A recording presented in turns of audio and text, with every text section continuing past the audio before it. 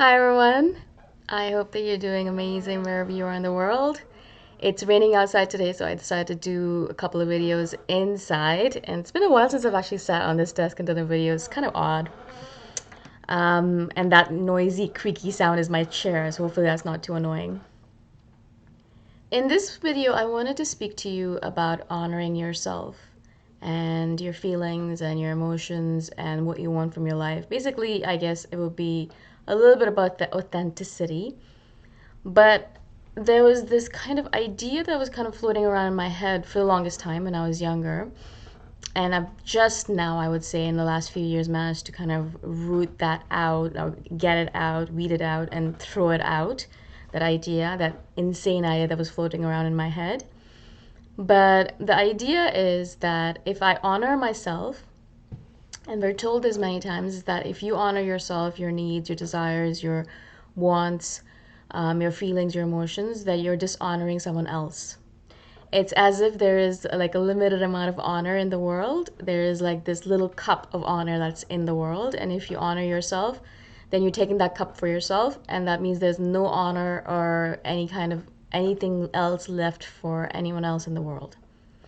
And this kind of happens a lot in families, I think, especially when some families are in a situation where either you do something for yourself or you do something for them, and those are the only two options that kind of present themselves.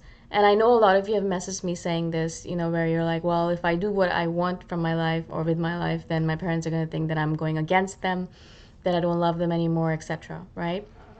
And I think it just comes from the idea that has been kind of ingrained into our heads from patriarchy, from society, from whatever you want to call it. And there's this idea, as I said, that if I honor myself, if I honor my needs, my desires, then I'm dishonoring someone else.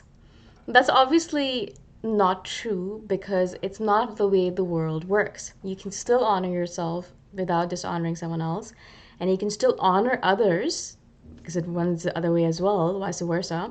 You can still honor others and their needs and desires without dishonoring yourself, right?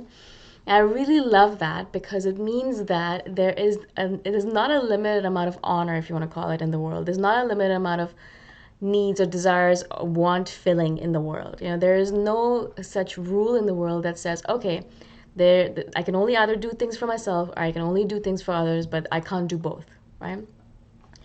And so we have this idea, as I said, that we can either live our own life, our authentic life, and then that's it. And then everyone else has to just go to the garbage can or the trash can. Or, I honor everyone else's needs and desires, and then I just ignore what I want to do with myself, for myself, within myself, and I pretend like I don't exist, that I'm not a human being anymore, that I have no needs, that I am just a waste of space, right? And we kind of go back and forth between the two, because we'll kind of honor other people's needs for a long period of time, and then we're like, you know what, I feel resentful, I feel angry, I feel exhausted. And then we move to the other side, and we're like, all right, I give up on honoring anyone else. I'm only going to honor myself now. And then so we kind of take care of our only our needs for a few days, weeks, months. And then obviously the balance is skewed, and we're like, well, okay, cool, if I really want to preserve my relationships, then I have to go back to the other side. And so we stop honoring ourselves, and then we go to the other side, where we honor the other person or the other family member or our partner, or we just kind of go back and forth. Of course, the key, as always, I feel like it's the main message with a lot of videos I do, is balance, right?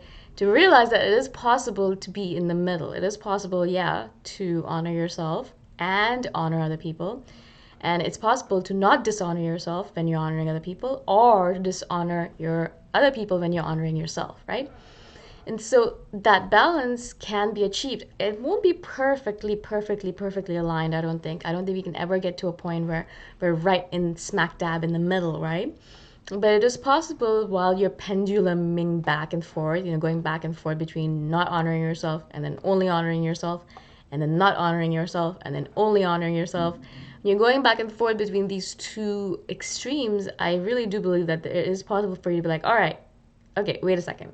Is it possible for me to actually not go back and forth between these two extremes, and actually maybe be in the middle a little bit? Maybe try from both ends, not only just to preserve my relationships and dishonor myself, or to only preserve myself and dishonor other people, right? And I've noticed for myself is that There are many different techniques that I use, particularly in order to make sure that I'm not dishonoring other people while at the same time making sure that I honor myself. And a lot of it, as you might imagine, has to do with, first of all, knowing yourself, knowing what it does it mean to honor yourself. What does it mean to honor yourself? Different people have different desires and needs and levels where they feel honored and where they can take care of themselves. Some people are the kind of people where they need months and months of alone time in order to feel honored. Some other people maybe need a couple of hours of alone time in order to feel honored. Some people need to eat a lot of carbs or sugars in order to feel honored. Some other people need to eat a lot of proteins or a lot of meat in order to feel honored. Like, what is your thing? Like, how do you take care of yourself? How do you take care of your needs, desires, wants? How do you make sure that you are taking care of your authentic self, right? So what does that mean for you? Like, different people have different needs, desires, everything. Everyone's going to have their own unique way of honoring themselves. So figure out what it means to honor yourself. And then obviously figure out what it means to honor other people around you. You can also use the word love languages if you want, and figure out what the people around you, what their love languages, right? Is it quality time? Is it words of affirmation? Is it physical touch? Is it all the others that I always forget? And so, figure out how can you honor others, right? And if someone is telling you that you can only honor them and not honor yourself as well in the same time, then obviously that person's toxic or a narcissist or someone who you don't want around you. Because it is absolutely possible for you to honor yourself at the same time as taking care of other people's honor, right? I hope you guys know what I mean when I'm saying, or people, I hope you people know what I'm saying when I say honor. It's not necessarily the honor word that we normally think of, but honoring yourself means taking care of yourself, taking care of your basic essence, your needs, desires, not pushing yourself down, not putting yourself into a box to please other people. I guess it could be the opposite of people pleasing, right? And so to making sure that you're not focused completely on someone else's needs and desires, you're not completely focused on your needs and desires, because obviously that can be a little bit selfish at times. So you kind of go back and forth usually. But how about we could try and figure out, okay, how can I reach a little bit of a balance? As I said, it's not going to be a complete balance, it's not going to be exactly in the middle, and you're going to be skewed a little bit towards yourself or skewed a little bit towards the other person. But it's better than being completely in one zone or the other, right? It's completely what we do is we kind of go to one extreme or the other. And so that, and I think, creates a huge imbalance, not only in our relationships, but in ourselves. And then that is something that we can't handle. That's something that causes us to feel a little bit off and causes us to feel like something's not right and I don't think I can do this anymore, right? That angst, that restlessness comes from being at one extreme or the other. And so if you don't want to be doing that, then the literal sense of it is you have to figure out how can you honor others and honor yourself at the same time. What does it mean? What would that look like for you? Like, what does your ideal scenario look like? And then little by little, try to step towards that ideal scenario. Again, you're not going to be exactly in your ideal scenario, and sometimes you're going to fail, sometimes you're going to be doing really well. That's fine as well. We're not perfect beings. But the idea is to try and move towards that ideal scenario, right? I'll give you a quick example in terms of a relationship if you're looking at it. If you are dating someone and you are the kind of person who's a giver and who always gives and never asks for anything in return, but then you start feeling resentful of the person and you start feeling angry with them and then you fight with them, you blow up, you explode, and then they start giving you a little bit but it's not enough because you're not able to ask for what you need. That's usually what kind of scenario I fall into when I'm in a relationship. And so now what I'm trying to do is that I'm actually realizing, okay, what do I actually need when I'm in a relationship? Well, I want them to, take care of me physically, make sure that they feed me. I love being fed. I love food.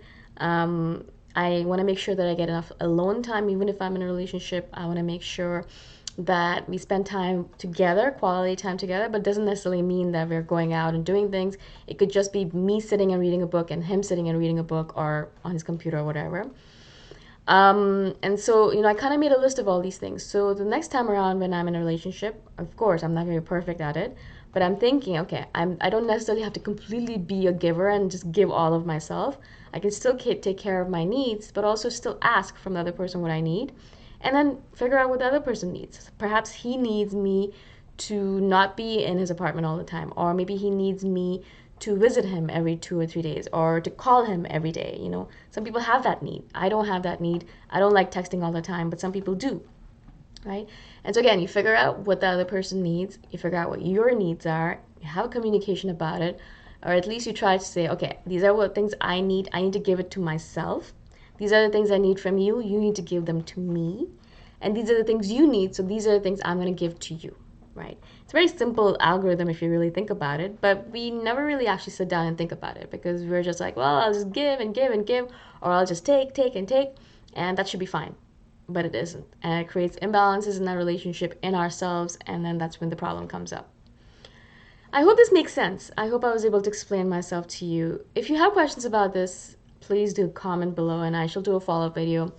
I'm not an expert in relationships necessarily, but I'm little by little realizing little things that I've done wrong that I want to fix in the future if I ever get into a relationship again. All right, I hope this makes sense. Thank you again for listening, and I shall see you the next time around. Bye for now.